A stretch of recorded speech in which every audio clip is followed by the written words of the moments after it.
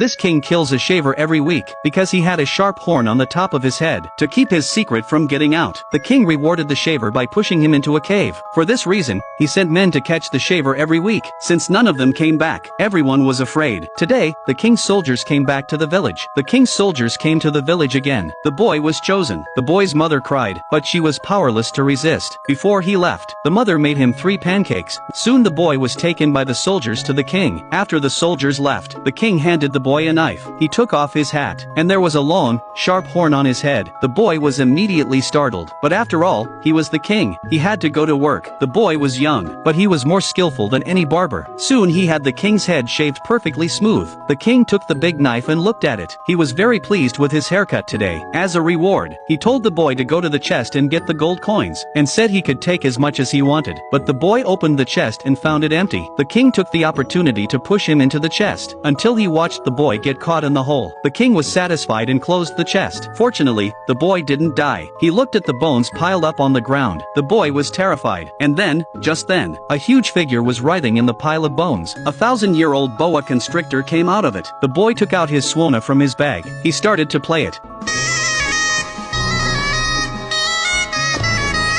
A beautiful melody. The boa constrictor couldn't help but twist and turn. In order to make the python send him away, the boy took out a piece of cake from his bag. The python ate it and found it very tasty, so he agreed to the boy's request to help him leave the cave. The boy said goodbye to the python and walked into the forest. But before he could walk a few steps, a hungry wolf came out of nowhere. In a moment of desperation, the boy climbed the tree behind him. In order to subdue the wolf, the boy played the oboe again. The wolf became softer and gentler. It danced to the music. The hungry wolf danced for hours. Finally, it couldn't dance any longer. He fell headfirst into a tree and knocked the boy down. The hungry wolf's stomach growled. The boy knew what to do, so the second piece of cake came in handy. After eating the pancake, the wolf no longer wanted to eat the boy, so he left the forest with the boy on his back.